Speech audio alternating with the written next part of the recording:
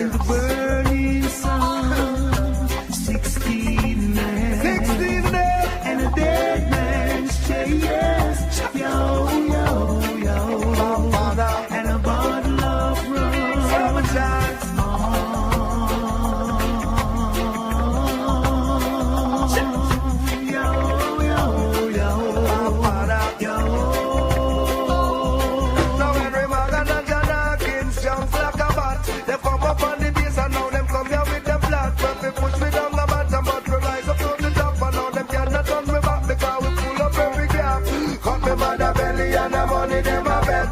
What kind of baby, mama she again? Is it a king? Is it a princess? So you see me generation travel through the stress. 16 men. 16 days.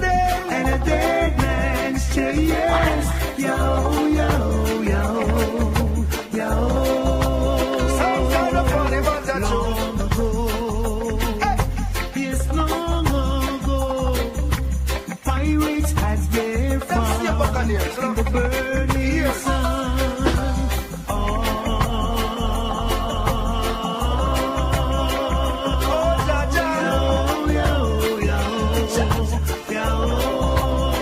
Well, this is more than history, more than mystery. Over the years, them all a try to trick we. No one cares about the poor black picnic. Down in the bottom of the boat, them sick we. Over with a polypa with them whip we. Don't even mention the big boat kick we. That's why we know we have to get the victory. See them all a cut the tongue, why cut chip we. Oh, too slippery.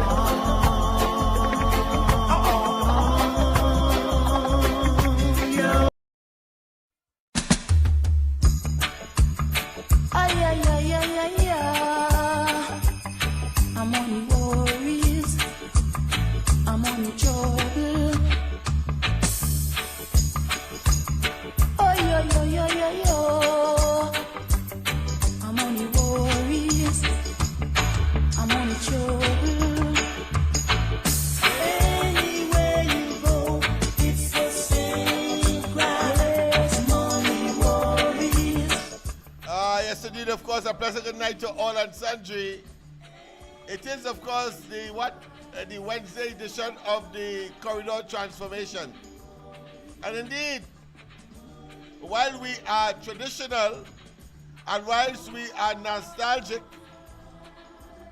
we also know that the country is facing a money, what I consider to be fiscal and indeed a money problem, cash flow problem. But that will be solved. That will be solved because today in the Parliament, when we listened to the Minister of Energy,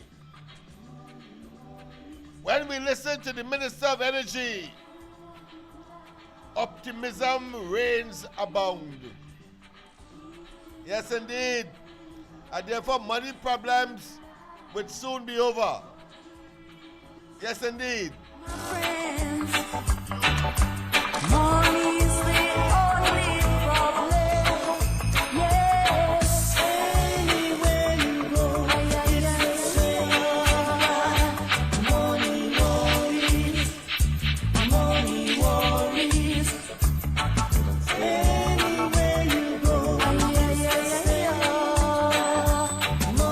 worries, money worries.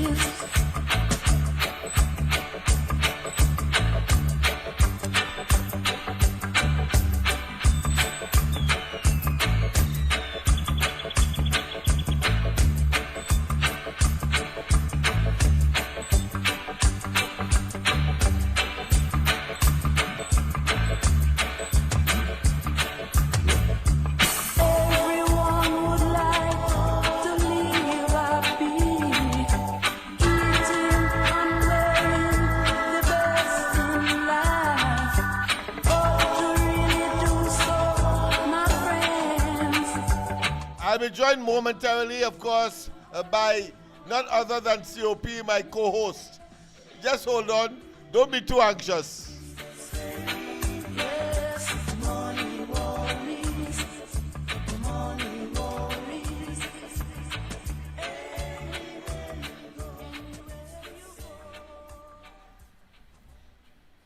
Yes, indeed. Yes, indeed. Anywhere you go, money worries. That will be soon terminated. That will soon be terminated, man.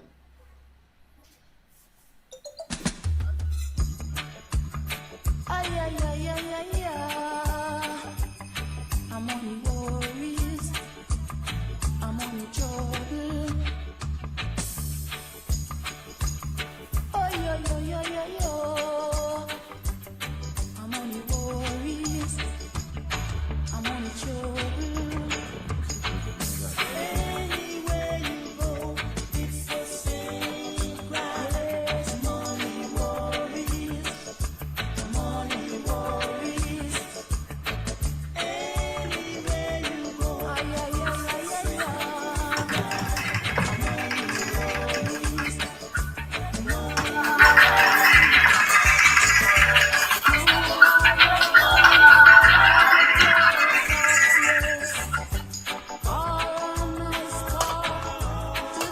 Are you hearing me loud and clear? COP?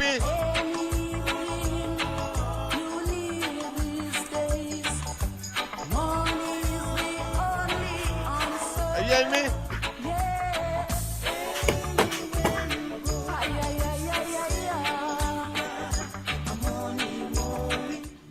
COP, are you hearing me loud and clear? COP, are you hearing me loud and clear? Not yet? All right, let's see what's happening here. What is happening here? Let's see what's happening here. Let's see why is COP not hearing me? Let's hear why is that happening? Are you hearing me now? No?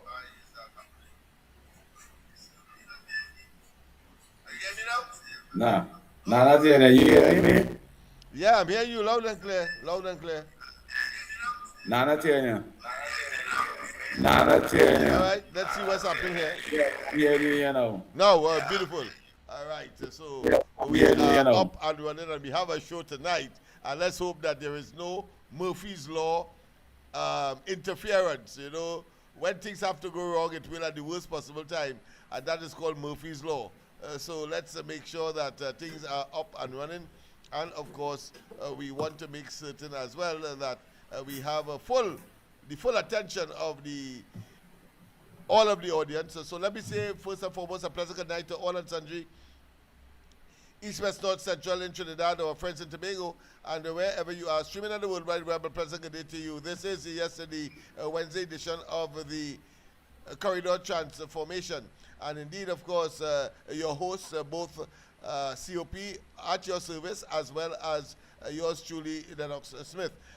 Before, of course, we go any further, but again, our international audience, whatever time of the day it is, a pleasant good day to you. Well, COP, make your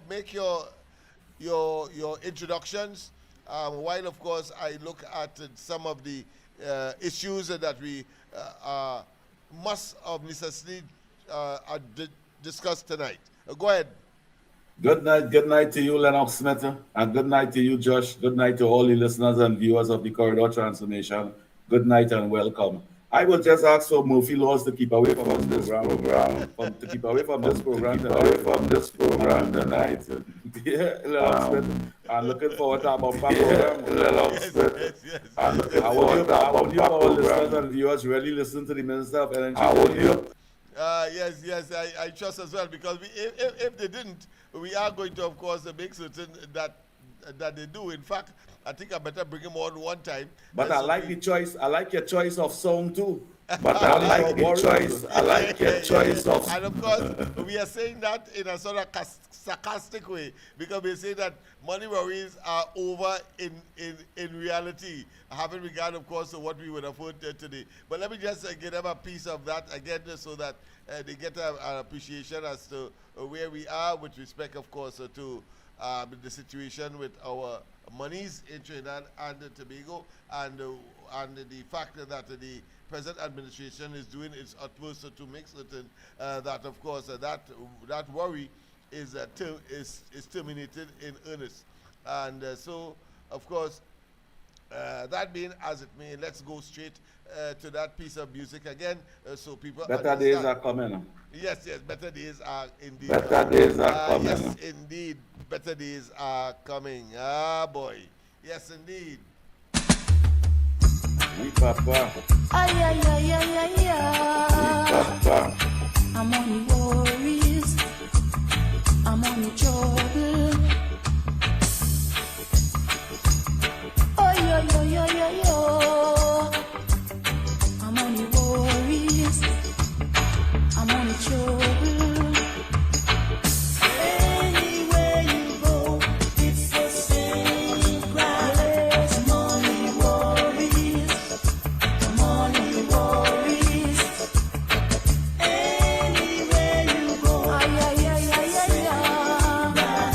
I'm only worries, money worries. To our comfortable place of rest, or a nice car to drive. Anything you need these days, money is the only answer.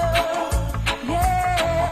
Anywhere you go, ay, ay, ay, ay, ay, ay. I'm only worries, money worries. Anywhere you go, it's the same. Yes, money worries, money worries. Everyone would like to live happy, eating and wearing the best in life. But to really do so, my friends, money is the only problem. Yes, anywhere you go, ay, ay, ay, ay. Money worries, money worries. Anywhere you go, ay, ay, ay, ay. Money worries, money worries.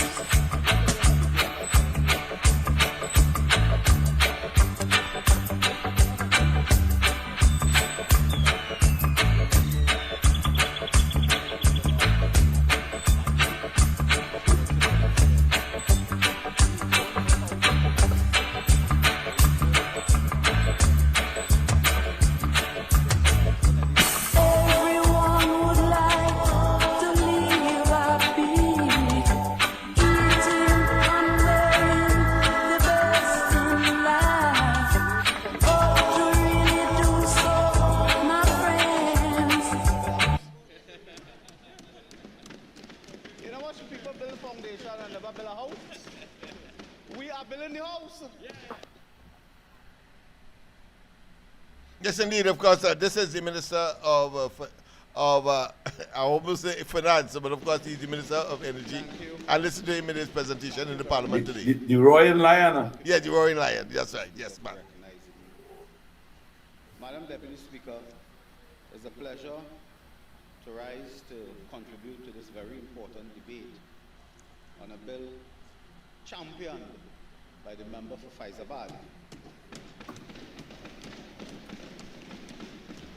and representing the vision of the Honorable Member for Siparia and Prime Minister of the Republic of Trinidad and Tobago, the Honorable Kamla Prasad-Busesa.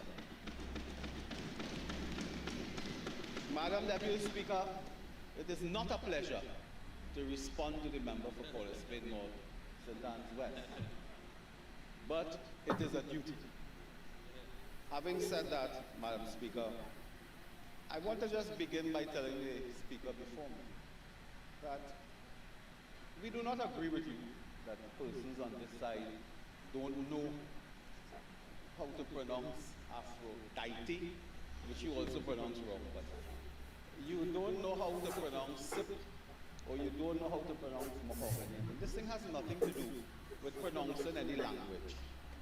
The long and short is that you are arguing, and I've heard it before, that they laid the foundation for this, they laid the foundation for that, they laid the foundation for the other. You know how much men put on foundation for a house and never build a house? You know how much people build a foundation and never build a house? We are building the house. We are building the house. And my friend, everything, they did this, they did that, they did the other. But yet, as I'll come to in a few minutes, you had declining oil production. You had declining gas production. You had the closure of several plants, including the refinery, which was really the biggest plant. You had that 10 years of collapse in the energy sector, but you were doing everything right. You understood everything. They traveled with the Prime Minister like Marco Polo throughout the world. Today they can travel all over the world because they have chalked up about 20 million air miles. They could do that, and they travel. And Madam Speaker, they travel because when you look at the name tag, it is Integritas. What is it? Integritas Chambers. That is Integritas or Integras or something Chambers. Some type of grass they're involved in. Some type of thing. And they are traveling to promote their legal work and legal services and so on. Nothing is wrong with that. People do that all the time. But posing all over the place, Integratias or Integrate or something, Ingrate Chambers, and selling themselves as authority. Madam Deputy Speaker, this matter before us is very clear-cut in terms of the provisions in the bill. It is very clear-cut. I will get, of course, to the key issues involving the energy sector in a few minutes, but I just want to remind my friend opposite who has this tendency, everything started, they negotiated with ExxonMobil, you know, and he said today the production sharing contract could have been signed before April 2025. Madam Speaker, the truth is they did not even settle the language relating to that contract prior to April 2025. There were exceptions and there were commercial terms still to be negotiated. The final commercial and legal structure for that production sharing contract was settled after April 2025. That's a fact. Madam Speaker, ExxonMobil, when they came here in August 2025 at the Diplomatic Center, in a function presided over by the Honorable Prime Minister, it was Mr. John Adil, a global executive from ExxonMobil, who said that Trinidad and Tobago had become the gold standard in negotiating in terms of efficiency and timeline. When myself and the member for Barataria, Sawa, and others took a quick tour of the vessel, I don't like pronouncing the name of the vessel to Amazon Warrior, notwithstanding that. When we took a tour of that vessel on its way out to the deep water, they told us that was the fastest and most efficient experience they have had with any government in terms of signing a contract and getting out to the deep water for seismic work.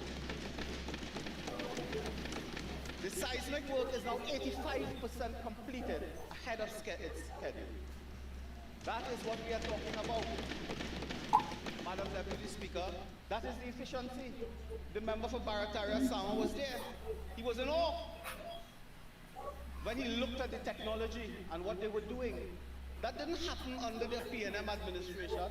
But what happened under their administration, by the way? We should really take a look at that before we get to marginal feel and so on. We had recently, I think 2 Fridays ago, executives from Occidental, Oxy as they call it, came to Trinidad, met the Honorable Prime Minister. I think it was Indian arrival day period because we were in India when we met those persons. 72 hours later, we signed off and approved the 10% buy-in. Oxy didn't come when the PNM in power, you know. They wanted to be assured that this country had a future. They wanted to be assured. They wanted to come at a time when they have confidence in their investment. Why they didn't go before? Why they didn't join up before? They did not. So, Madam Deputy Speaker, to hear the member talk, about they did this and they did that and so on, and Nutrient shut down and this one shut down. I just want to remind the former minister and former prime minister that under the PNM administration, Yara shut down, Methanex closed Titan, MHTL was idle, both plants. Mittal shut down, the refinery shut down, as I said before. They mash up Petrotrin. They did all of that. And Madam Deputy Speaker, if they had done all of that bad work, and somehow, by some miracle, production went up, revenue went up, foreign exchange went up, you'd say, well, they are strategic decisions. But everything went down. So, Madam Deputy Speaker, today, this is why we stand in strong support of these measures. And again, I have to say, I said it before on the record, I don't want to waste too much time now. Woodside decision to shut down operations was communicated to the former minister way before we came on the compound. We had the letter, I read it into the record, it was communicated before. They knew of it. Mr. Manatee Plus, it is this administration that worked with Shell to expand gas production that we call it Manatee Plus. It is ours. While we were doing that, they were in office, they were touring the world. They had this favorite line, you have to be in the boardroom of decision making and so on. Madam Deputy Speaker, in the world today, there's a virtual boardroom. Almost every single week, officials of the Ministry of Energy met last week, today's Wednesday, met Monday with Indian Oil Limited, with Natural Gas and Oil Company of India, two Indian companies, discussing investment in the energy sector. We met hours on Monday virtually. We don't need the air miles, Madam Deputy Speaker. Madam Speaker, this morning, officials of the Energy Ministry and the related agencies met with Saudi investment, Saudi Iksab, pronounce that? Met Saudi Iksab.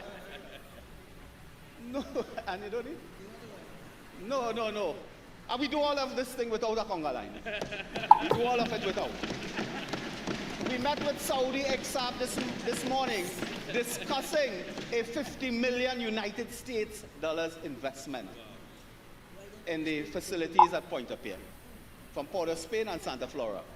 Meeting took place. We didn't fly off all over the world to do that. I mean, again, you're taking me away from my speech, but what did we do since we came into office? What did we do? The president of Guyana came here, had important discussions with the Prime Minister of Trinidad and Tobago. That has deepened, and we are now in discussions with the government of Guyana over Trinidad and Tobago operating and maintaining their NGL plant at Wales in Guyana.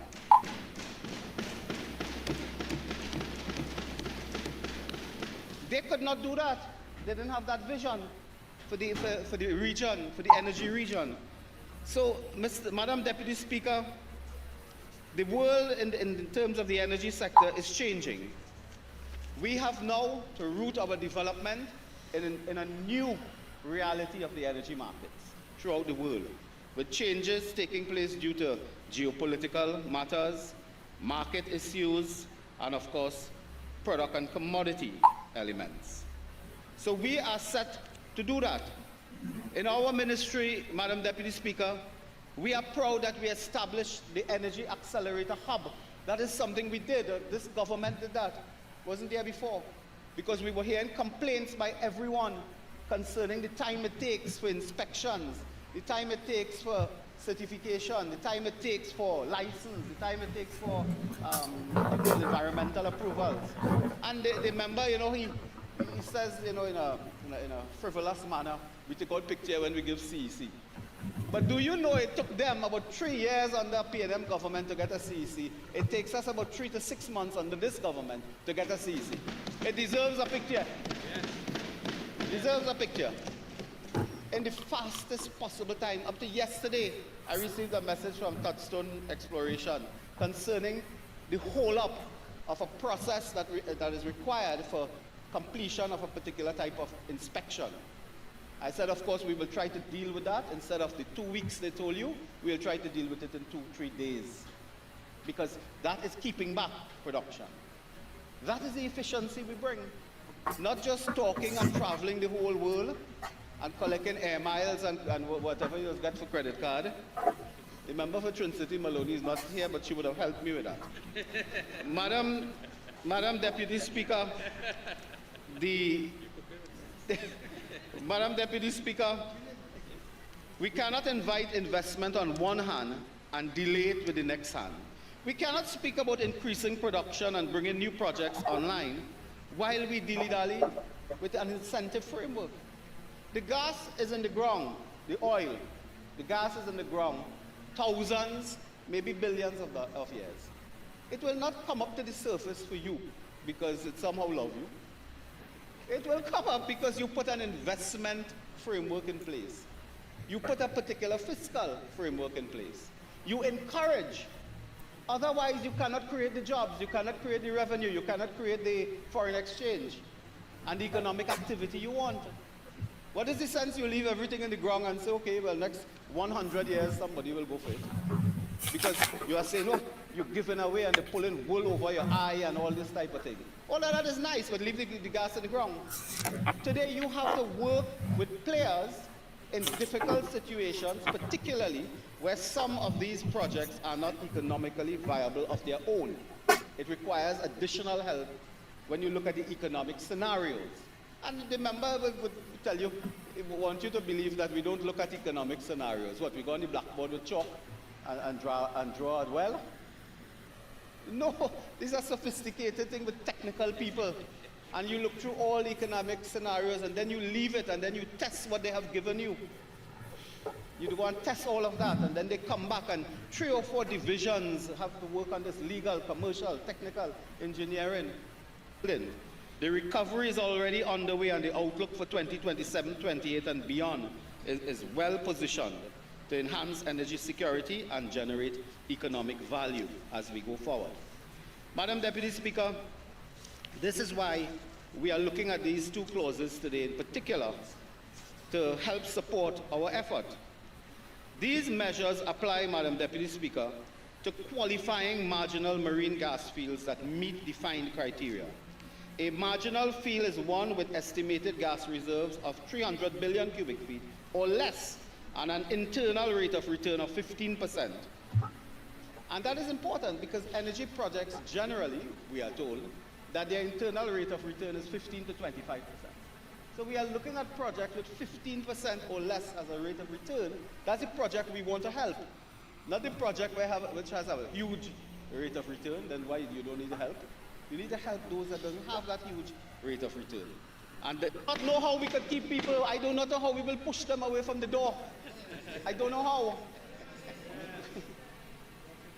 Yes, we are on the verge of confronting that because of the level of interest now being showed by investors, by governments, state-owned companies, and by international private sector energy companies. Because the energy world has really changed in the last year with developments in Venezuela, increasingly Guyana and so on.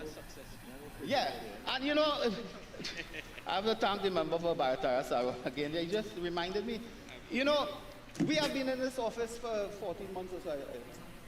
The refinery fees we pay are the ones we inherited.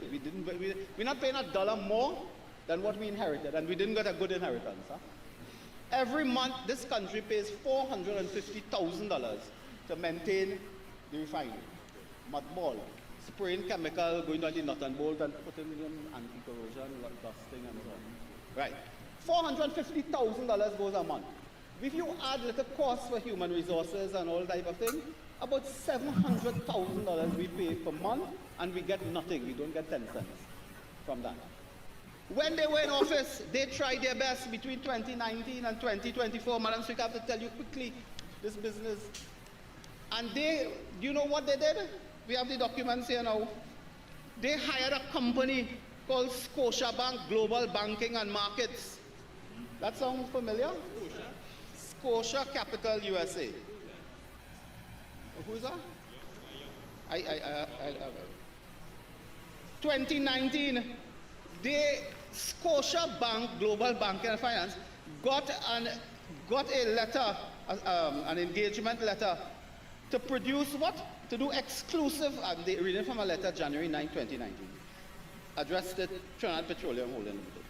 They got a contract to provide exclusive financial advisory services on the refinery. That is what they got. And here the tune. They have now a success fee. Now they have never been successful. But the success fee is 3 million, 21 million.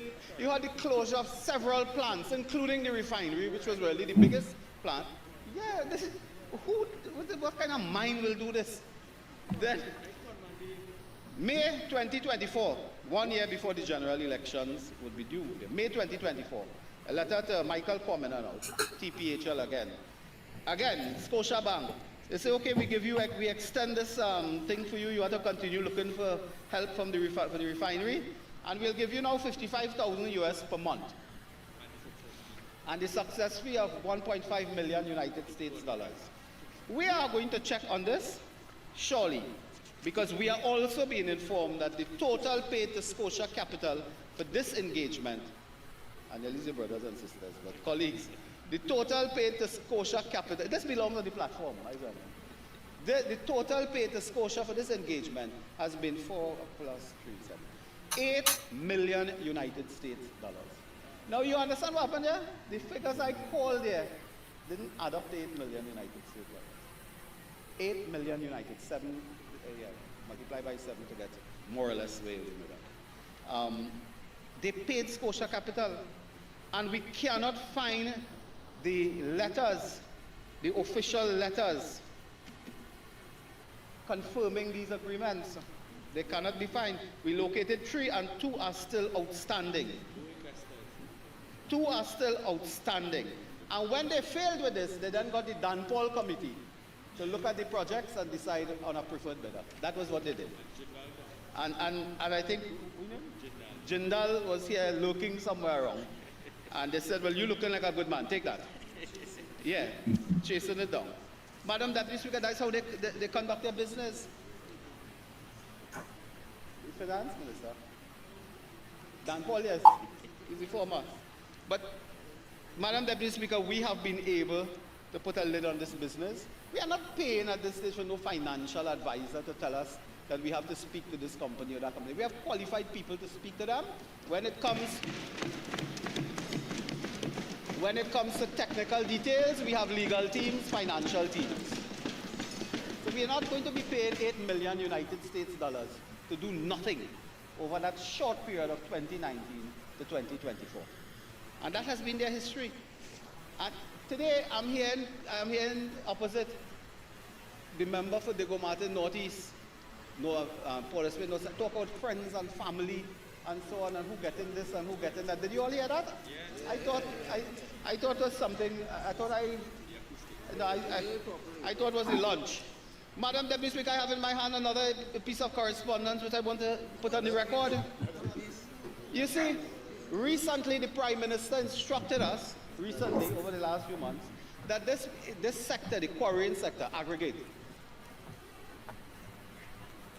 it's Port of Spain, not Diego Martin West. But you were the one talking about the not helping the small man and so on. Yeah. All right. That's self-serving, huh? Okay. That's now. They are standing order against that, huh? So, Madam Deputy Speaker, we discovered in the quarrying sector and aggregate, to unlock the construction sector, you need affordable, reasonably priced, and a certain quantum of aggregate. Quite frankly, construction is gravel and sand. When the construction industry booms, the economy booms. And our national revitalization plan hinges on the affordability and availability of aggregate at a reasonable price. So the Madam Prime Minister instruct us that all these years people waiting for their license and they can't satisfy A, B, and Z and so on. Deal with that, meet and treat with that in a way that allows them to lawfully do their quarrying work, mining, processing, sales, and so on. And we gave what was called, which is not the first time, there's a precedent. We gave holdover letters, not held over letters. Holdover letters where the persons who have already had a license but it expired, and we are now going through years of looking at their license to help them, including national quarries. Under the former administration, the state company that produces aggregate had no license. You know why? But there's a reason. These things don't happen by accident, I guess. They would not give the state company a license. They would not give the other producers, the other people, sometimes persons who are in the industry 75 years and so on, would not give them license. Because you see, a letter in my hand here, dated 22nd May 2024, addressed to the Honorable Stuart Young, Minister of Energy and Industries. Listen, it is from Warren's Quarry Company Limited. Signed by one Kieran Warner, Director. Addressed to the Honorable Stuart Young, and it says, Dear Mr. Young, reference is made to the above caption, which means request for permission to operate wash plant at Moonan Road, Aqua Santa, Waterfield. Blah, blah, blah. So please be advised that we are in this business and so on, and we have obtained a license to occupy the land situated at Moonan Road and so on, so on, so on, and we would like permission to, of course, operate our aggregate plant. And they said this is critical for national development program. Right? They are applying now for this license to operate an aggregate plant. And they said this is critical for the development of the country. This is May 22nd, 2024. Do you know, one of them was locked up, I'm not sure which one. Well, one in jail, one out. Madam Deputy Speaker, by June 18th, which is how much weeks here? About 3 weeks, huh? 3 weeks a little bit. By June 18th of the same year, 2024, Mr. Keon Warner receives a letter from the Ministry of Energy and Energy Industries. Given the importance and critical role played by Warren's Quarry Company Limited with respect to the supply of sand and gravel aggregate for highway construction. You know, this is a matter to cry, you know. Given the importance and critical role played by Warren's Quarry Company Limited, you are conditionally authorized to undertake mineral processing operations pending the processing of your application for a license. This permission is valid until December 31st, 2025. We were in office then, of course. And they got this in 21 days. So people waiting 4 years, 5 years for a license cannot get any. But so, and this doesn't qualify as a holdover letter. It is just saying you are authorized. Go and do it. Go and do it. Madam Deputy Speaker, this is what we face. And yes, it was the same guy, they said, I'll take it myself. Yeah. Warren's Quarry Company Limited was never issued a processing license for the operation. Was never issued a processing license. But they got an authorization after writing the minister. In 21 days, they got an authorization to operate. Oh, yo, yo, yo, yo, yo. I'm on the worries. I'm on the trouble. Anywhere you go, it's the same cry. Money worries. Money worries. Anywhere you go, I'm only worries. Yes, indeed, of course. I think we have heard. We have heard quite a lot, and therefore I think we could terminate that video with respect to the presentation of the Honorable Minister of Energy, Dr. Udal Munilal. And of course, the two things jump out. What we were speculating, which is the last thing that he spoke about, what we were speculating about with respect to the favoritism and the biasness and the ability of the last administration, based on people that are closely related or connected to the PNM, to get favored by the government as opposed to those opposite. And secondly, of course, we will have to look at the prospects for oil and gas, and therefore the increase in revenue in that sector by the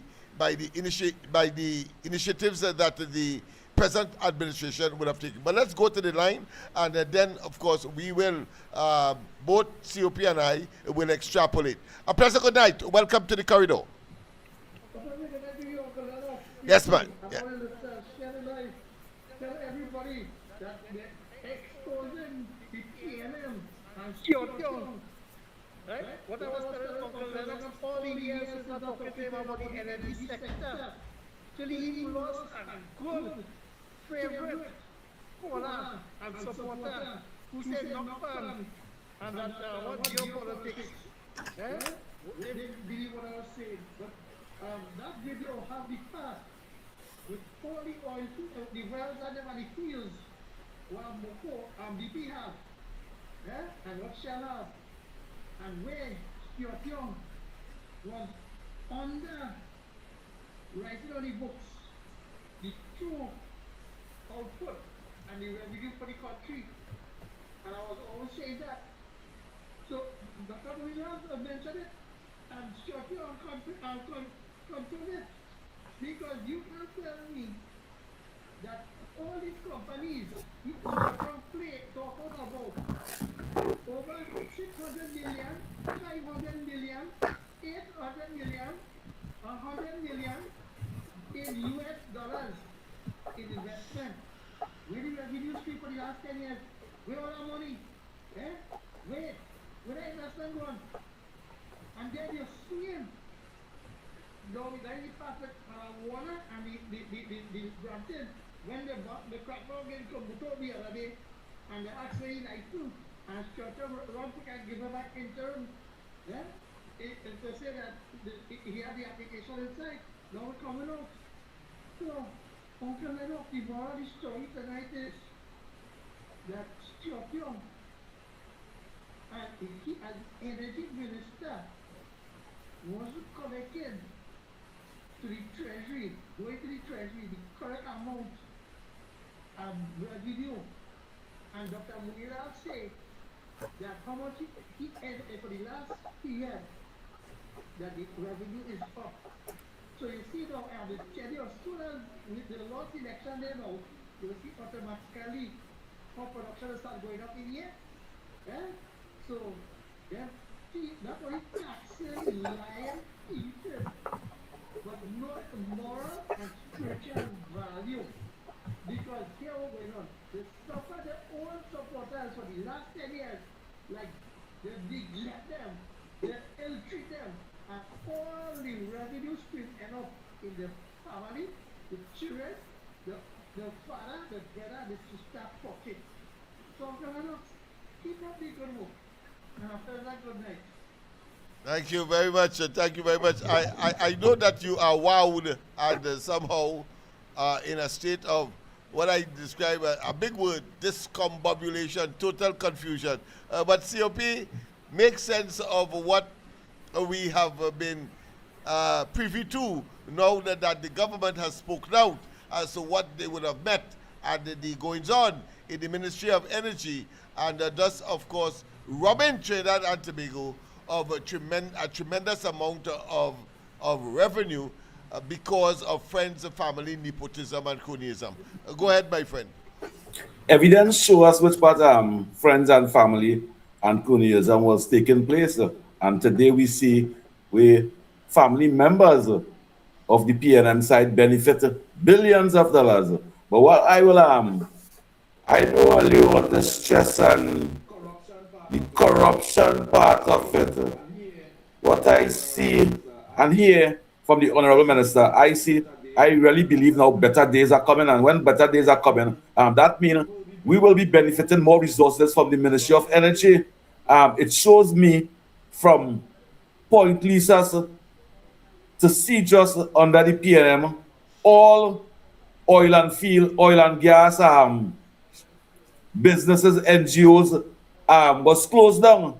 And I see now which part all those garages and them that make nuts and bolts and elbows and pipe and threading and all these things will be back up and running in the Republic of Trinidad and Tobago. I even seen which part the refinery will be open back. What that means is better days are coming. We give way to the callers, so let's go to Yes. the call. Let's go to the call. Them- A pleasant good night. Welcome to the corridor. Hello, good day, Mr. COP and Lennox Smith. Hey, man. Further transformation. Aye, aye, aye, aye, aye, aye. I'm on the worries. So Lennox, just so you go be happy. No internet problem anymore. And you can hear the chorus loud and clearly. I hope they forget you all the things you do for the UNC government. I hope they forget you because we need real funding and also enough. Because we need to hear the cause loud and clear. And the talk show host and them on this program loud and clear. So it's better days are coming. I hope you be all like health and strength. Better days, you know. I can't wait. I can enjoy it right now. Because I never know what to do with tomorrow. Can bring the little scrum there. They can give me feel a little happy right now, you know. Because they give me that scrums and them happy, you know. We put in hard work like me and you and the rest. One no die till it was in the rain. Getting tear gas. We just holding on the knocks. So I hope better. When better days coming in 20, 30 hours. Or next year. Well, the Prime Minister did say that the better days are here, and it is music to my ears, and of course a very what I consider to be a jumper to my heart to hear the statement made by the minister. Well, let's face it, oil and gas is of course the major stay of the economy. Go ahead. Lennox, every day is a better day for me, you know. Alongside the better life in me, and thank you, Almighty God. I can't wait for better days that to go out there and get it any means necessary in the right way, you know. So I'm glad for better days, but we need betterment here and improvement here too. So we can't wait. So all who listening, all they try to have fun, those in authorities, we need this network to be strong and loud and clear and smooth. So bless. Thank you very much. Thank you very much for that contribution. Go ahead, COP. Better days are coming, KFC. And but if you don't have better days, the children going to have better days. Better days is about the future of this country. When we speak about better days, when we look at that refinery, every time when that refinery open back, better days will be here. We will have no bad roads and all these things again. We will have bitumen. We will have 132 products from that refinery that will benefit the citizens of this country. So I agree. I agree with the Ministry of Energy. Better days are coming. I agree with the Honorable Prime Minister. Better days are coming. The only thing I will ask for, better days for the corridor transformation and what the leader of love. That is what I will ask for. Better days, better improvement in the vulnerable communities. That is what I will ask for. Whilst better days are coming. Lennox Smith, Yes, you can man. take the floor. Yes, man. Fantastic. And don't vex with us, callers and viewers, if we would have diverted from a particular trend that started, of course, at the beginning of the week.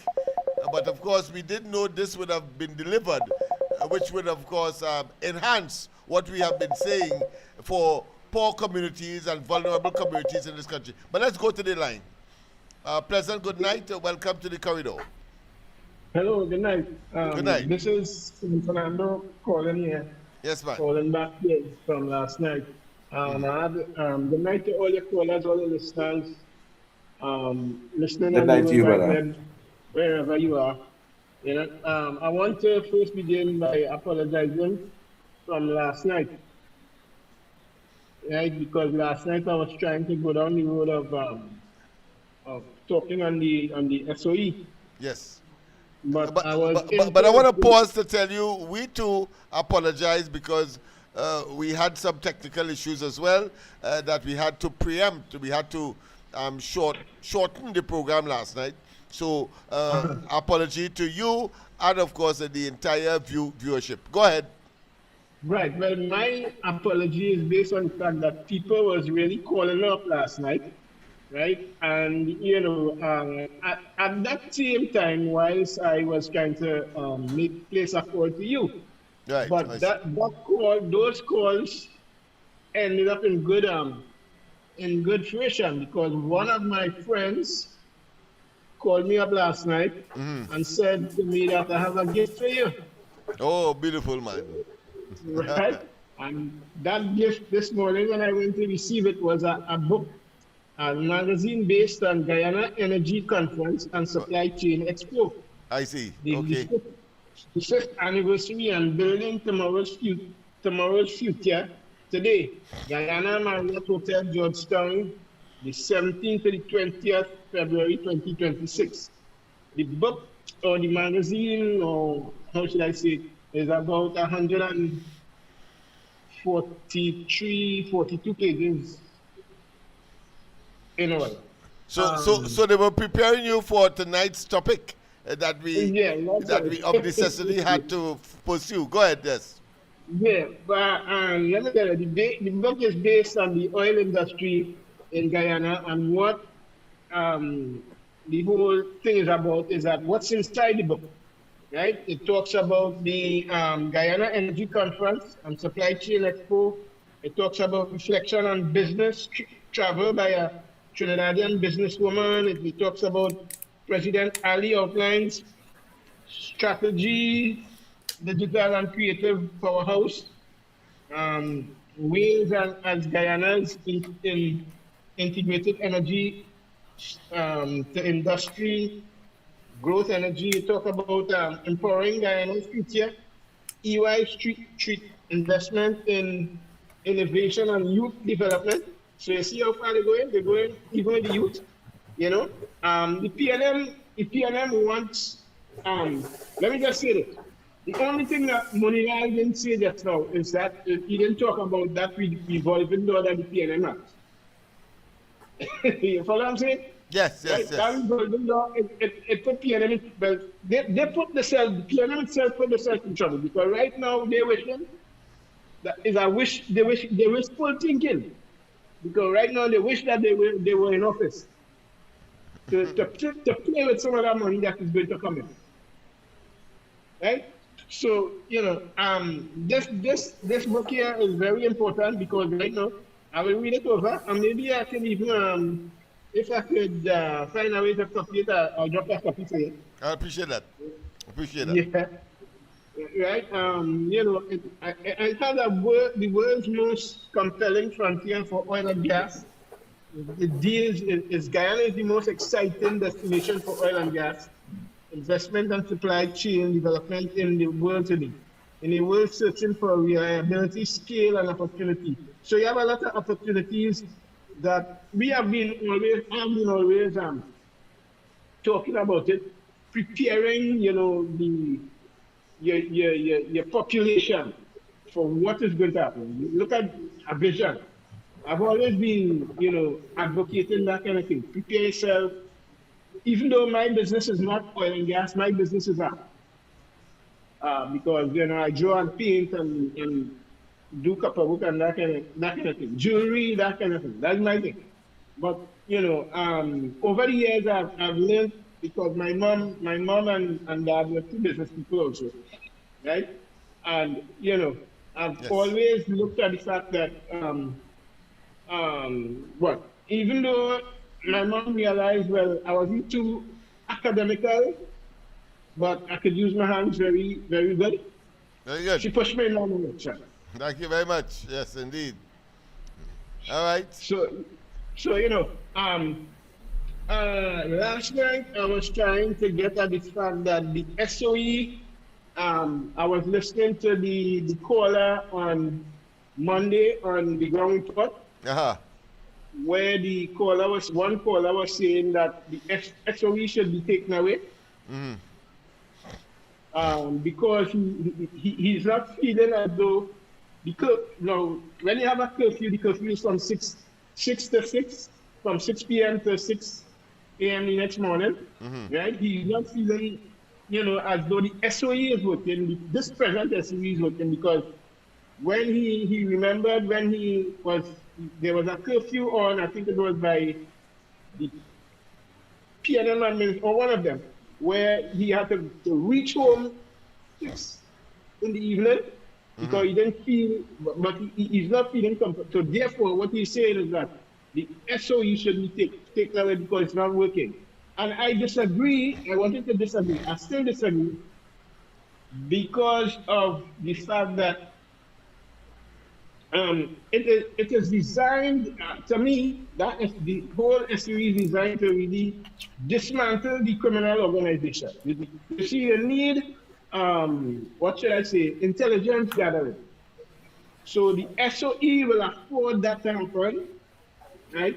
More, because now, even though, I think I said it on the ground report, Yes. even though we know that there's bad policing in Trinidad, yes, and you have bad policing all over the world. But the good part about it is that if we can train our officers to really detect where the criminal elements are and go after them, I think it will go a long way. But the SOE is here to stay. When I say here to stay, you keep it going as long as you can, as you can. Yes, sir. Thank you very much. Yes, indeed. We have some other callers Yes.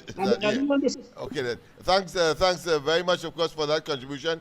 Let me say in no uncertain terms, and I'm sure COP will agree with me that, of course, an SOE in the present context, apart from targeting the criminal elements per se, must be proportionate.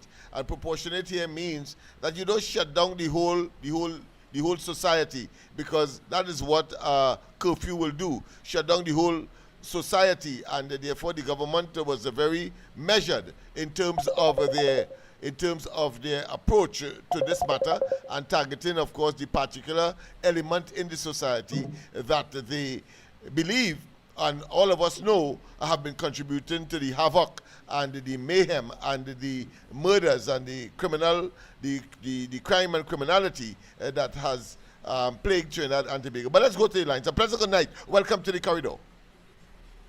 Good night, the Honorable Mr. Lennox, the political leader of the Rocket. And good night to the corridor transformation. Good night to COP and the rest of our listeners on the World Wide Web.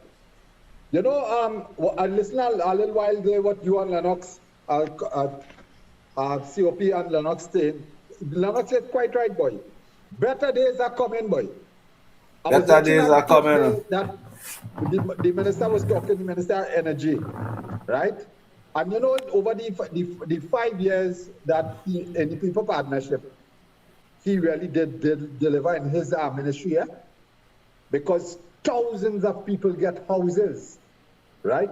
Thousands of people. I thank him also because I'm one of the person who got a house. And you know, that is a great thing. Now, that man is going to reform that energy sector. Thing is going to come in stream, and money will be one of the things. No more worries. But I only hope the corridor of transformation haven't been left out.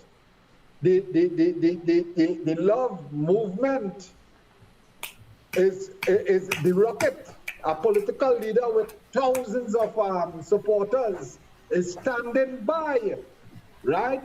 Those members are just standing by, waiting like a ground troop to attack, because we're going to a local election just now, right?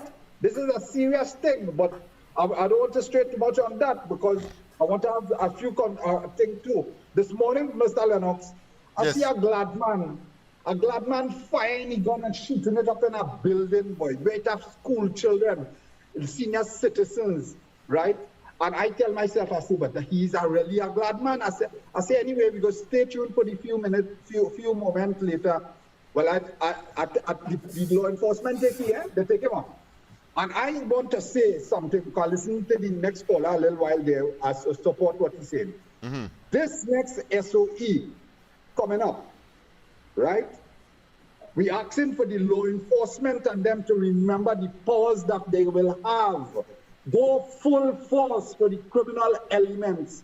Take them out. Lennox, too much of home invasion, too much of robbery, too much of kidnapping, too much of killing. What happening to the young? I see that recently, look right up in your side there, boy, Lennox, over side there. A little girl gone missing. I pray that they negotiate and they kill the girl boy, a little girl boy, watching on the real side for that boy. This is a serious thing. Lennox, I want to say good night again to the corridor for transformation, because we did talk something and we say the square in Port of Spain in front of the parliament, it was a disaster. Today I see the corporation cleaning it up, cutting the branch, taking up the rubbish. That's a very good thing. And they had to also start to do something with them vagrants in town. Remember in those days, boy, Lennox, you could have walking in the square and you sit down, you could buy a nice KFC or a pizza, or come and sit down there and talk. You could have a fountain where you could have gone drink water.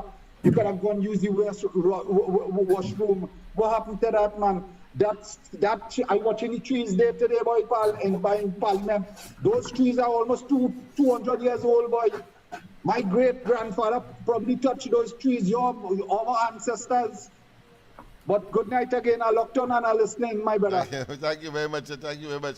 Of course, the call-up touched on an issue that I think I should share with you.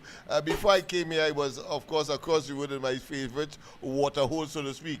Andy liked to call it, of course, Spagos. When I was there, and a young man, of course, approached me and he said, Mrs. Smith, you are responsible for the disaster that the country is in today. Yeah, we say, Mr. Smith, you are responsible for the disaster the country is in today and what is being experienced. And of course, his position is, of course, nestled in CPEP and URP and so on. So for him, that is a disaster. But what is significant, why I thought I should share it with you, because of what the last caller said, that yes, it was love that convinced them to vote against the PNM or vote for change. That's what he was really saying. And that is what I want to focus on. Of course, we know that he may not, because I had some conversation with him before the elections, and I'm certain, based on what he said tonight, that he did not vote for the UNC and the coalition of interest. But of course, will want to vent and to somehow satisfy an illusion that somehow the country is in some disaster. Obviously, that's a PNM construct. And having said that, let me say at the same time that the video you are seeing behind you there, I want to tell you that the PNM has not changed. What has changed is the individuals, a large number of them. But the PNM as a party that is nepotistic, that is cronyistic, that is self-serving, that is incompetent, that of course, if we had only voted them back into office on the 28th of April last year, we eat the bread that the devil need. Because imagine, things are tough based on what they left. Imagine what they would have done to us if people had taken God out of their thoughts and vote back in the PNM. Just imagine that. So I want to say the players that you are seeing there, do not be lured. Do not be fooled. Do not be hoodwinked. It's the same party, the same organization. In other words, I'm saying that it may well be, as the cliche would say, new wine in an old bottle. The PNM is the damn same. And therefore, those individuals that you're seeing popping up in the back of us there are the same people in that bottle. And if you only take God out of your thoughts and believe that suddenly they have cleansed themselves by their own self-aggrandizement and their own absolution of themselves. They have not apologized to the people. They have not said that they will not do it again. They have not told us how they will take Trinidad and Tobago forward. None of that. But what they are hoping that the population is that gullible, stupid, and vulnerable to do what? To listen to the diatribe and the hogwash that they are spewing on a daily basis, trying to deflect attention away from themselves, and to say that somehow, by some mystery, by some enigma, that the UNC coalition of interests somehow is bad. And you heard Penny only recently when, of course, the announcement was made for the extension of the SOE. She said in no certain term, this incompetent government. Let me repeat, she said this incompetent government. Incompetent is the operating word. You see, it is clear anybody with a modicum of common sense and would have been around between 2015 and the 28th of April, that when she talks about incompetence, really, she's speaking about the PNM. But they're trying, of course, to project some kind of image that it is the UNC. So they see in others that which is in them. Let me repeat. They see in others that which is in them. And because they are new, by and large, faces, that somehow they can use that to hoodwink, to deceive, and to, of course, gain some kind of political traction. But their currency has no value. Their political currency has no value. Otherwise, we would have been today really suffering from money worries. We know that based on what transpired today and the disclosure that was made, that the future is bright, and that the optimism that was imbued into the population on the anniversary of the coming into office of the UNC coalition of interests is finally nearing total and absolute manifestation. COP. Well, you're sounding good. You're sounding good, Lennox Smith. We shouldn't even be speaking about the PNM. We shouldn't even be having the PNM pictures and I'm giving them that advertisement and the corridor transformation screen. The PNM really exists right now. Them only have 13 seats and quarreling to get the majority right now after 65 years of governance. What the 13-year-old boy don't know is that the PNM governed this country for 65 years. Them trying to hide that from the future of this country. That is the part I want to go. Let the young people them know. Penny over there now. Penny there 35 years now. Penny and most of them in the PNM, they are part of the destruction. They are part of the problem what we facing over here right now. Where PNM coming and talking about every success come from this government. The people them who govern for 65 years, kicking it down. Everything that they mash up, and this government, you know Aludo, you know they mash up Aludo, some people just get problem to fix it back up, fix it. This government putting back up the Aludo together, and PNM trying to break it down and say they don't know what they're doing. But them could not fix it in 65 years. Penny and them have to know to behave themselves. Them have to know to behave themselves. We have to tell them, behave themselves. We have to tell the young people and them. Remember when Keith Rowley tell the people and them, the young people them, stand up and control your country, take charge of your country. We have to tell the young people them today, take charge of your country and stand up with the administration that is fighting for you and trying to rebuild the destruction that the PNM created. We have to tell them that. Great. We shouldn't allow Penny, Imbut, Faris Alwari, and all of them over there who stayed there 35 years try to correct us today. And I can understand. I don't expect everybody to like me. I understand that everybody do have good taste. So go ahead and look at Lennox. Yes, I like how sarcastic, how subtle you introduce, of course, people who don't have good taste. Yeah, because of course, obviously, what you're saying is that, of course, you are a notch above the rest, and people are going to simply not accept that as a fact. But it's not everybody will like you. It's not everybody will like you. But let's put the whole thing in song. Lady Gypsy, I think, captured what you have just said in no uncertain terms. Listen to this.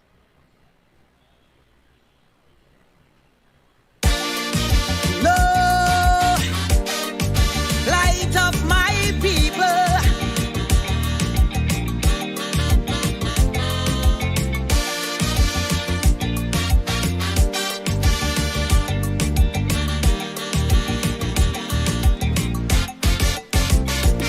Too much of one thing, good for nothing. Too much of good thing, never enough.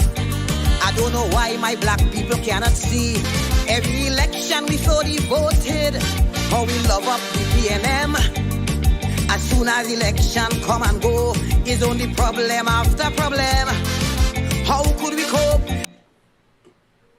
Man lost their work, I ain't seeing no solution. Every time PNM come in power, it takes a toll on black man. I don't want to sound like a racist, but this is what I can see. They just take care of the race, cause they damn well know they have we. I want to ring my bell, wake up Eric Williams. Tell him the party funk name PNM needed immediate attention. Ring my bell, wake up Mother Cornhawk. Tell she to cast a spell on we party, cause it's not what it used to be. I ring my bell, ring my bell. I ring my bell down there.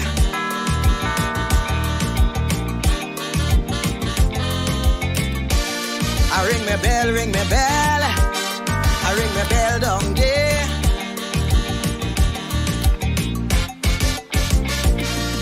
This thing is becoming out of hand. It's time this damn nonsense stop. If you don't sing a PNM song, from Skinner Park you'll be dropped. Calypsonian could have sing what they want. We were the spokesman for the people. Eric Duffy, Chambers Duncy. When Kamala drunk, how she like to pee. Calypsonian know that's no way to go. Too much happening in we country. All this killing spree, young woman bodies, but only about PNM you could sing. All them songs playing on the radio, all you singing we Kamala do. But when PNM do a wrong thing, I hear in a word from you. I want to ring me bell, wake up Mother Castell. Every Monday she preach on WAC radio, and is the biggest critic of Calypso. Ring me bell, for Patsy and Joni. I want them two cultural lovers to know, not only PNM song is Calypso. I ring my bell, ring my bell. I ring my bell down there.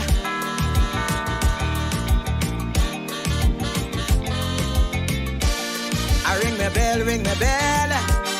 I ring my bell down there.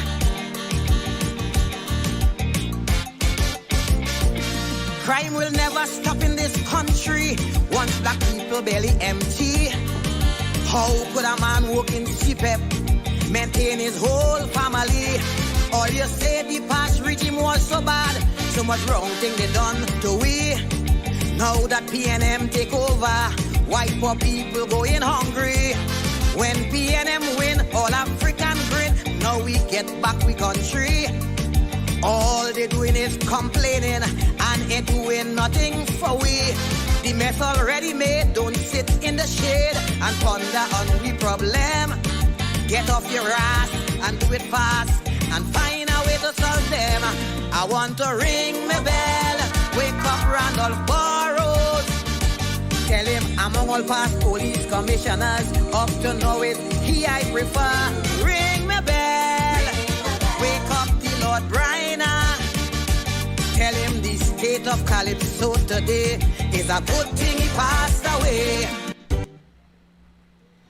Yes, indeed. Of course, I thought I should remind people a bit. You see, we have to be able to know where we came from in order to clinically and analytically know where we are today and what the future holds. No one knows in certainty because future is future.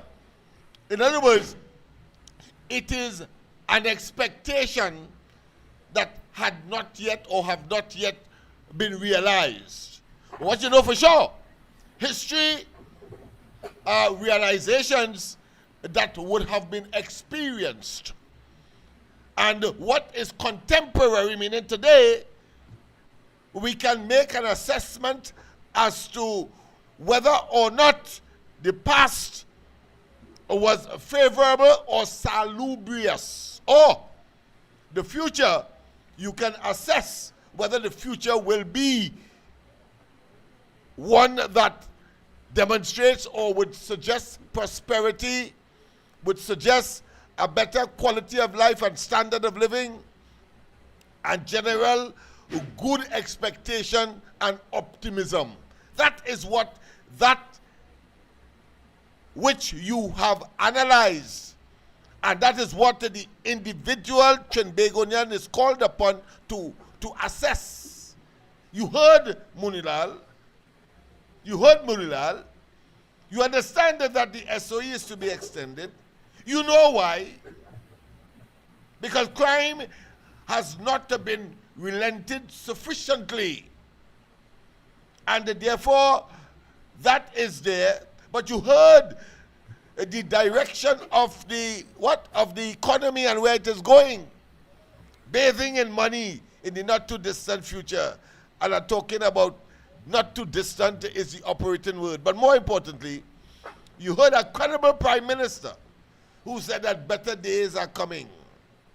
And in fact, from what Muilal would have said, it means that they are here because the building blocks. Suppose there were no Exxon and no Oxy, whatever the name of the company is, and no Chevron. You would have heard Stuart Young and them saying, look, they're talking all that and nothing. But the fact that they are here, consequential or as a result, and the only way we could have known that in advance is because the government said so. And now that they're here, we know that we can trust that the building blocks, the future, in other words, will certainly be one as stated by the present government. But more than that, if you still have doubt, then look at 2010 to 2015. This government, in a different incarnation or a different existence between 2010 and 2015, the PNM itself started to call them what? The box drain government. You know what the PNM got after almost 10 years? They were called the pothole government. Pothole government as opposed to box drain government. Box drain suggested that the resources of the country was being, of course, trickled down to the ordinary person, so that box drains became, of course, the order of the day. But box drain in itself meant that there would have been the situation where flooding would have been taken care of and the roads would have been constructed in such a way so that it lasts longer. That is what that meant. As opposed to pothole. Pothole meant destruction. It meant, of course, further cost to motorists, etc. And I mean, I don't have to regurgitate the multiple sins and the multiple difficulty and challenges that the ordinary citizen would have had under the PNM. I don't have to regurgitate that. You would have experienced that. But of course, I want to make certain that we understand it clearly, and that the purpose of the SOE is not by chance or in any way attempting to stymie, far from it, public dissent, or in any way suggest that it is about what? it is about protests and stymieing and controlling and, of course, preventing people from talking out. Far from it. How a government could feel so, what I consider to be not confident when you just heard what Muilal said and want to stop us from talking or marching or protesting. No, it's about saving lives. But let's go to the Attorney General in the Parliament and hear what he had to say with respect, of course, to this matter called the SOE and the crime challenge that Trinidad and Tobago is plagued with, not just facing, is plagued with. Yes, indeed. Mr. Speaker, I beg to move the following motions standing in. Whereas it is enacted by Section 8, subsection 1 of the Constitution of the Republic of Trinidad and Tobago, that the President may from time to time make a proclamation declaring that a state of public emergency exists. And whereas the President has, by proclamation made on the second day of March 2026, declared that a state of public emergency exists in the Republic of Trinidad and Tobago with effect from the 3rd of March 2026. And whereas it is enacted by Section 9, subsection 2 of the Constitution, that a proclamation made by the President for the purposes of and in accordance with Section 8 shall, unless previously revoked, remain in force for 15 days.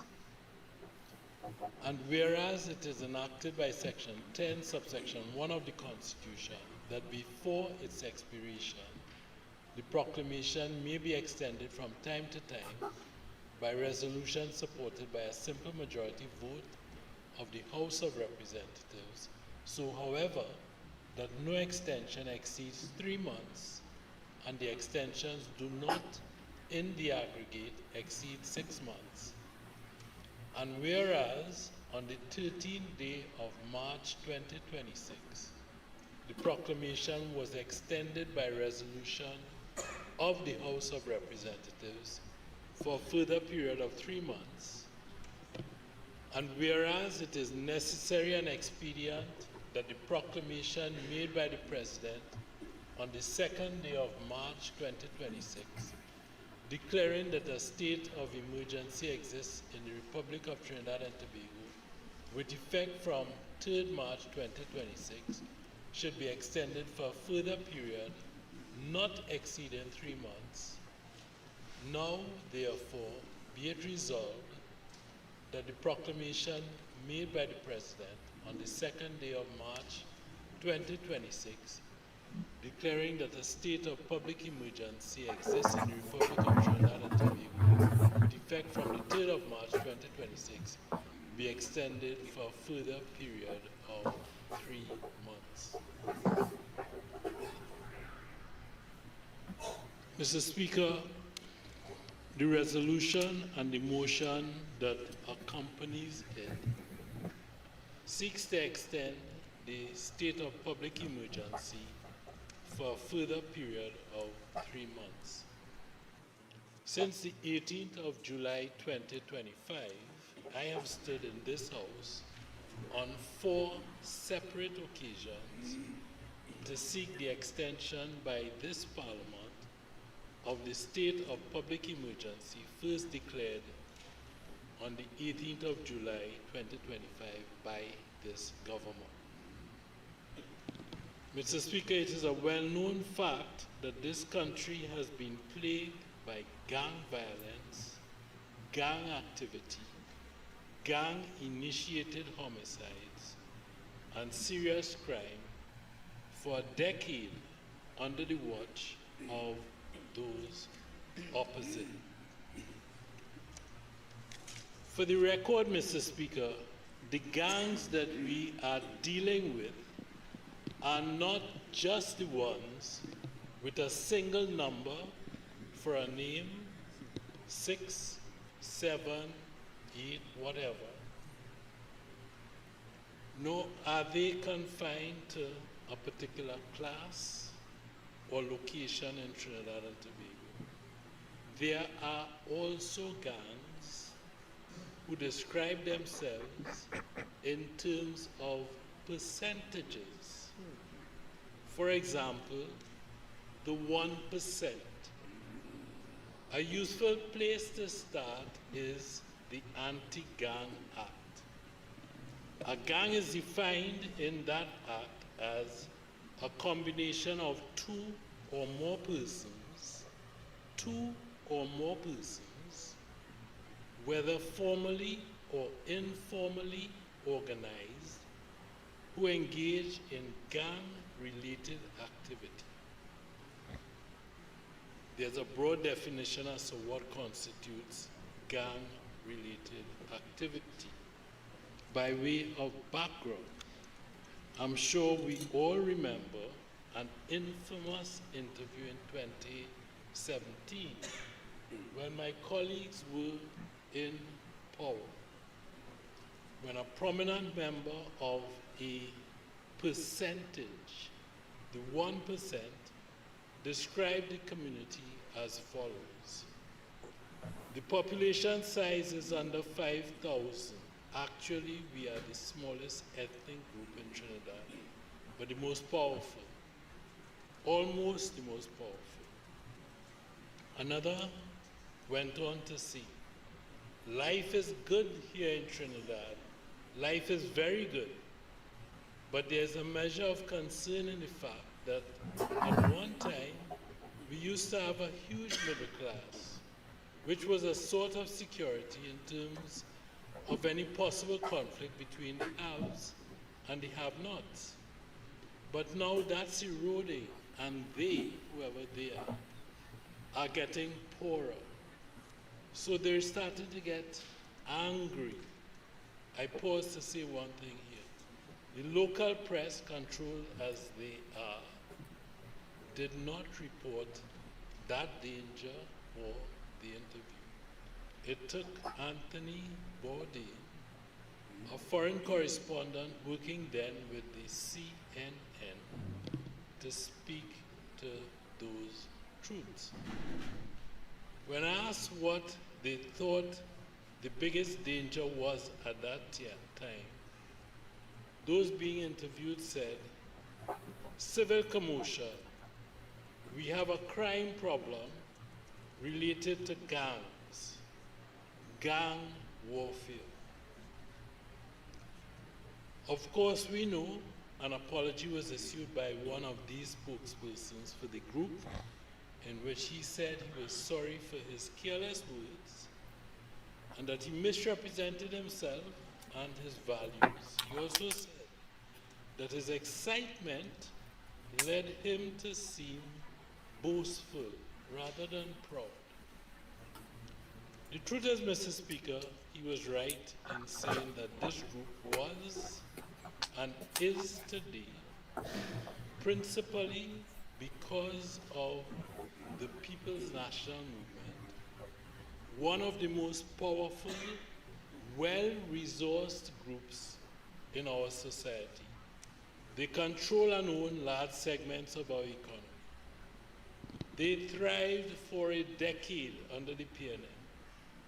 They have absolutely no problem accessing any amount of US dollars at any point in time to fund their businesses, their leisure travel, their lifestyles, while the rest of us struggle and line up in banks to get $200 to make foreign trips, and only if we show evidence of a ticket to travel. They count their allotments in terms of the hundreds of thousands of dollars tacked onto their credit cards every single month on a revolving basis. They funded the PNM. They were revered by the PNM. They have taken over the PNM. Those opposite are their ready, happy, and willing pawns. What is interesting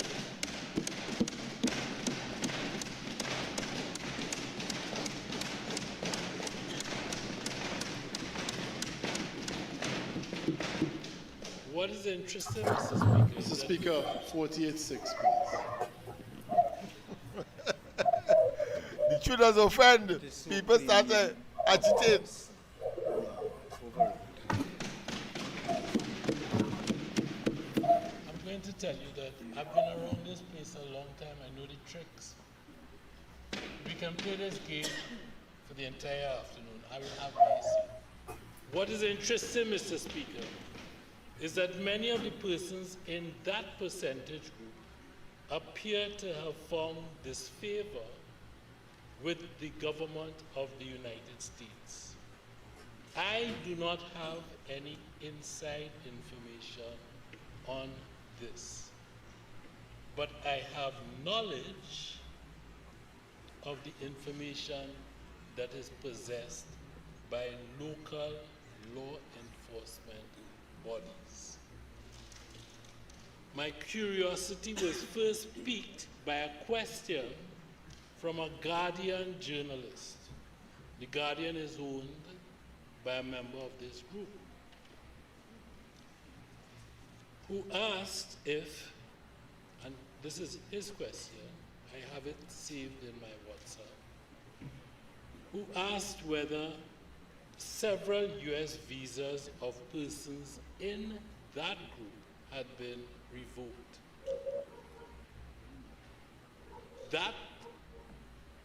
That request of me, I ignored it.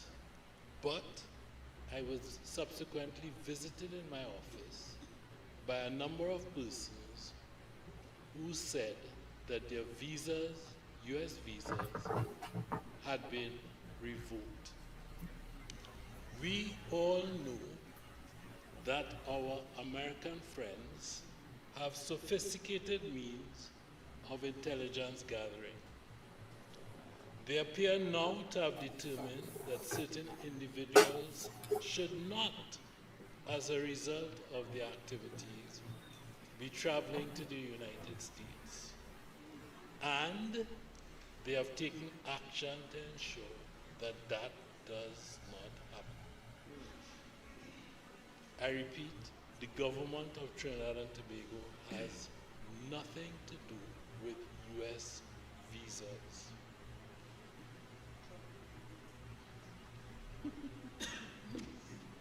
We do, however,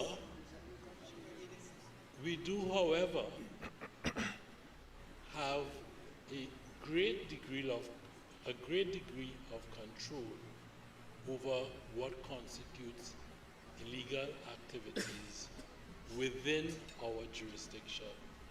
Today, I wish to say this.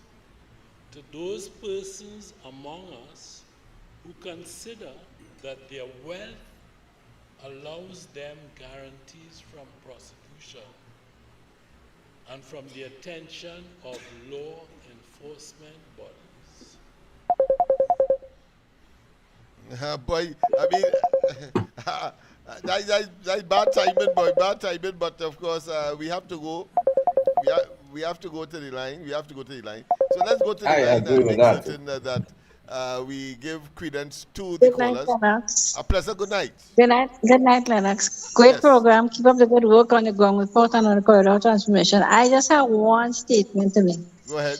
PNM had 10 years to solve crime, to increase revenue, and to make a better life for people in this country. And they're still in parliament talking tata when Kamala's trying her best to improve the lives of citizens. Yes. 10 years. I was listening parliament today and did not making no sense at all. Why PNM to go under a tent and sit down and pray for God to give them some sense? They had 10 years to fix this country and they keep talking, them like barrel and a crab climbing on each other. Lennox, good night. I won't keep you long. Have a nice day. Thank you very much for being that sensitive.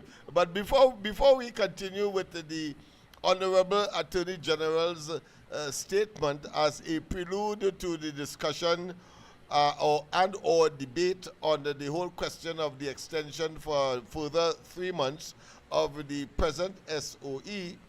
The revelations that he outlined and seem to be focusing on the 1% gang, the gang that he says also has a percentage name, as opposed to the numerical names such as 6, 7, 8, and 9.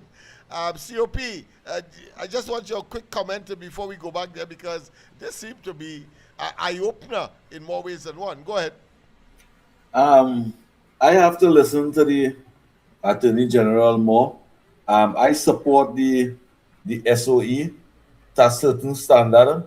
I say, well, let me put it this way. I say yes, the SOE good, but the police is not to go in the vulnerable community and destroy and mash up. Have the SOE, but go in there with kindness and generosity. Go and work with the people and them, rather destroy home and break down door and say, well, all right, you just have you have more power to do what you have to do. You don't have to go and break down the door and then go and deal with the people and them as people. But I support the Attorney General. I know they just want the best. They just want the best for the country. And all mothers and fathers have to do, especially them PNM areas of them, talk to all your blasted children. Talk to all your blasted children and raise up proper children. Beg them to keep away from violence and crime. And we won't have no SOE. All them PNM members and them, all them PNM MPs and them, talk to your constituency and tell them the reason why we have SOE is because all them not bringing up the trend in the right way. All the trend them indulging us that wrongdoing. I don't want to sound so harsh. No. I think it is well placed what you have to say, but I think what is more significant is the audacity of the present government through the Attorney General when he says that a 1%, and he talked about the revoking of visa, and he talked about the fact that they own a substantial amount of the country's wealth, and it was facilitated by the PNM.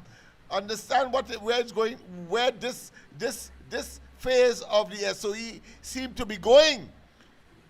It appears that they want an SOE to treat with the white collar aspect as opposed to the blue collar. Why the blue collar has its place, and of course the response by the law enforcement agencies. But certainly, if the SOE would suspend the rights of the ordinary man, the criminal and the gangsters and so on, the 6th and the 7th, then what I am hearing from this particular Attorney General is that those rights as well will be suspended for the 1%ers. That is what I am seeing. And therefore, I think it is music to a fellow like my ears, so that there is a greater degree of what I consider be balance and equity in terms of the activities moving forward. And I will be, based on what the Attorney General has said so far, I will be meticulous. I will have a bird's eye, or should I say a keen interest as to the 1%ers, having regard to what he disclosed so far. Visa gone, communication with the American authorities, because for a very long time we have been saying that Trinidad and Tobago don't produce cocaine, don't produce guns and other ammunition or weapons of mass destruction, as far as I'm concerned. But we also know that it ends up in the hands of the ordinary person. But we know those ordinary persons don't have the wherewithal to import it, far less to purchase it. Either items, whether it's cocaine or the guns and ammunition from source.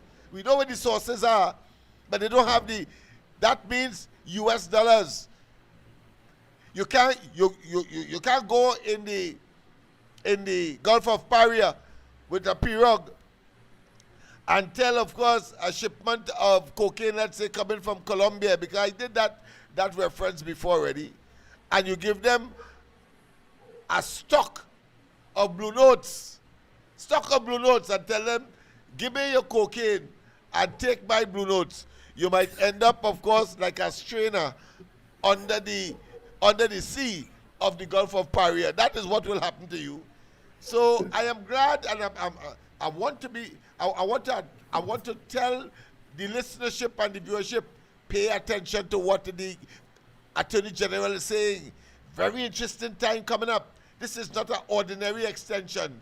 It is clear that the target is, of course, gangs, yes, but the white-collar gangs that have been fomented, supported, nourished, and nurtured by, of course, when the PNM is in government. And in case you couldn't make a connection between what he is saying there now, let me tell you that Munilal, the Minister of Energy, did say it.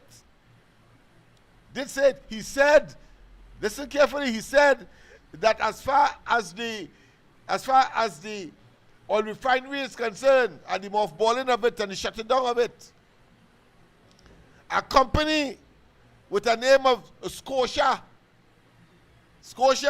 was given handsome dividend or rewards. Our money, it appears he didn't say if it's US or not, but I assume it's US. Yes, he said US. For just giving advice and for also seeking to get a buyer.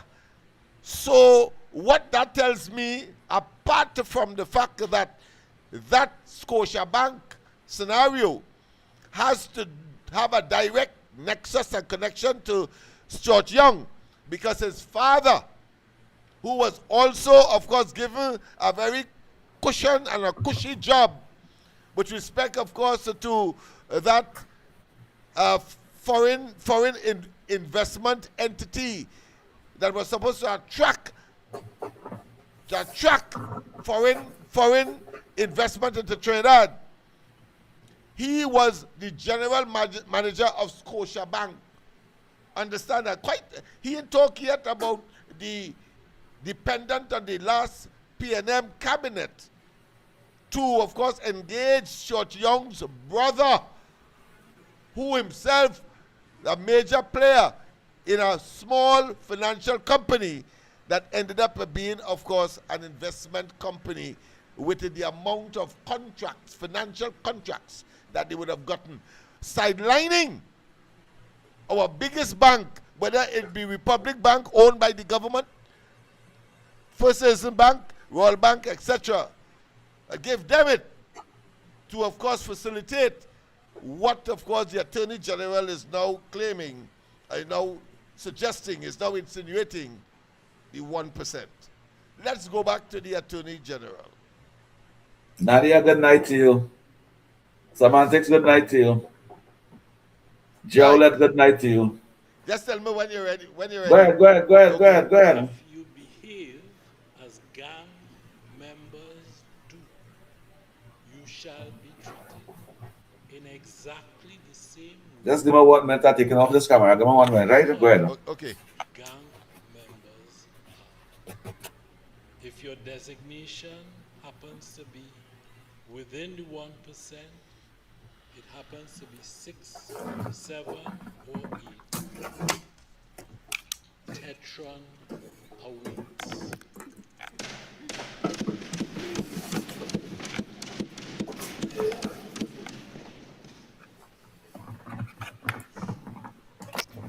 Mr. Speaker, for the record, I say this too in clear language.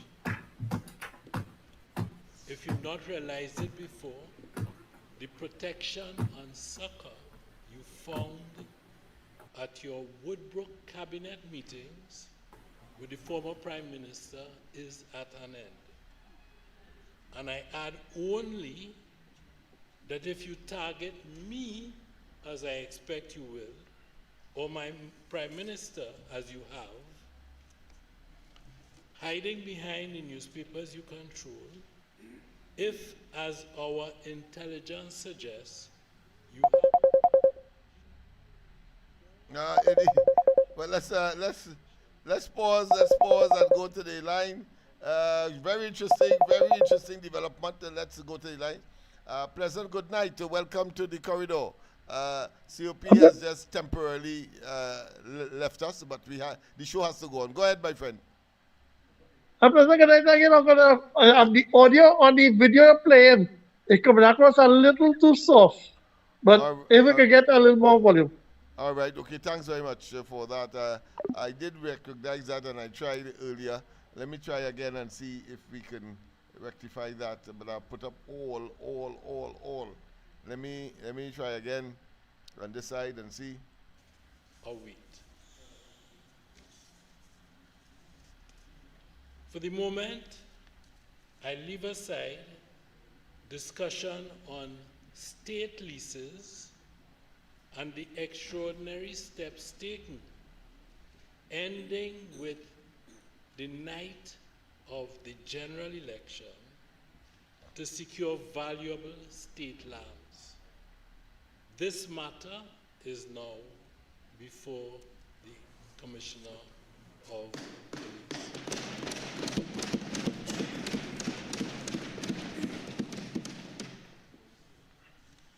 Mr. Speaker, it is also a well-known fact that those opposite not simply turned a blind eye to white-collar, gang-related activity, they turned a blind eye to blue-collar crime and the expanding grip of the blue-collar gangs in our society. Not until the very end of their tenure in December of 2024 did they declare a state of public emergency. It was declared in a desperate and a failed attempt to placate a terrified and fed up population ahead of the polls. That is true, Prime Minister. It was declared on the 30th, I think, of December 2024.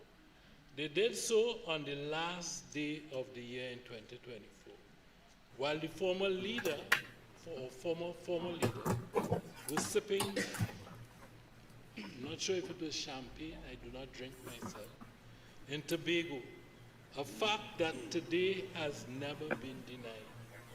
To his credit, he was smiling as he drank. Mr. Speaker, I quote from the President's statement on that state of emergency, as referenced in the Hansard of January 13, 2025, in this place. Excellency stated then, it should be on. It should be on. Is it on? On? That state of emergency as you get me?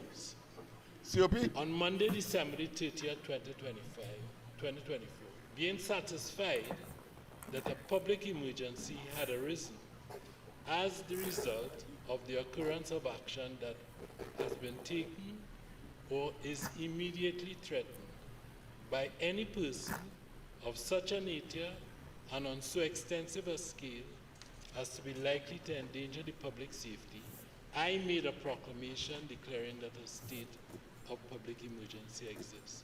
She set out the specific grounds on which her decision was based.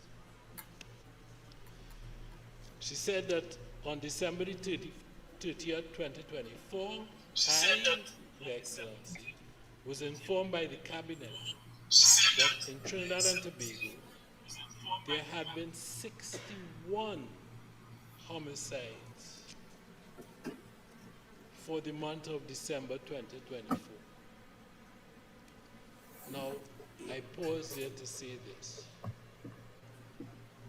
Since we came into office in April, in the end of April of 2025, there has been no month in which you've had more than 60 homicides, no month in respect of which you've had more than 50, I believe 1 month in which you had 2 months in which you had 39. I'm subject to correction there, but the figures have not been anywhere close to that which they were at the end of 2024. So Her Excellency says, goes on, she says, there were approximately 600 at the time she said this. The figure went up, but at the time she said this, she said there's been approximately 623 homicides so far for the year. She went on, additionally, for the past 14 days, there had been an increase in the number of violent crimes, leading to the death of individuals via the use of illegal firearms, and in particular firearms of high caliber, including but not limited to automatic firearms, which intelligence suggested that... Hello, you hear me? Yeah, I'm hearing you. Are you hearing me? Are you hearing me, COP? COP? No hearing? COP? I'm not hearing you at all. Well, I'm not hearing you at all. I'm not hearing you at all. I don't know if you're hearing me at all. I don't know if you're hearing me. Yes, I'm hearing you. I'm hearing you. All right, I'll tell you what. What we'll do, we'll cut off here because it's already 1 minute past the hour, 10 o'clock. So we'll cut off. And then, of course, we'll resume tomorrow. This particular aspect, I don't want to in any way reduce the significance of this particular statement made by the Attorney General advocating for and making the case for the extension of the SOE. So, you're not hearing me? No, hear me. No? Nah. All right, okay. Well, we'll cut off.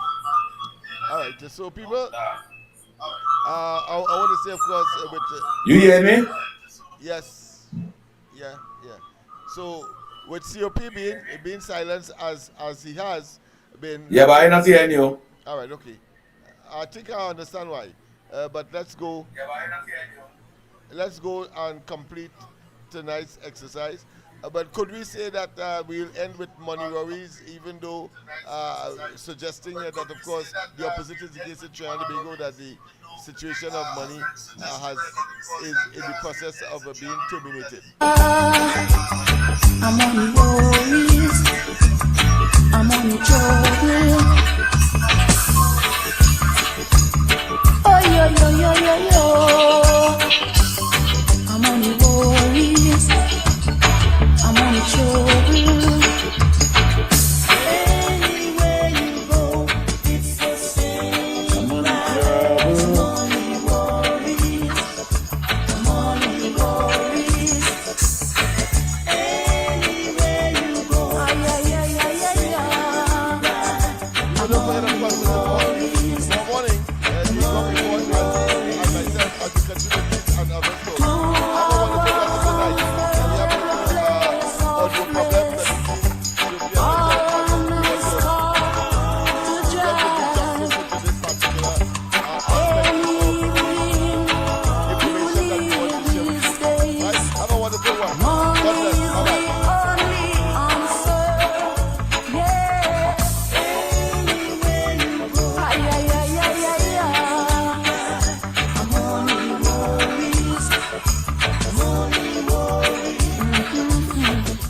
Just in case you didn't hear me earlier, we have come to the end of tonight's program. It's after 10 o'clock, and of course we'll continue tomorrow night. Don't forget, of course, tomorrow morning, the Ground Report, Andy and myself, as we continue with these and other programs and other issues. Bye-bye.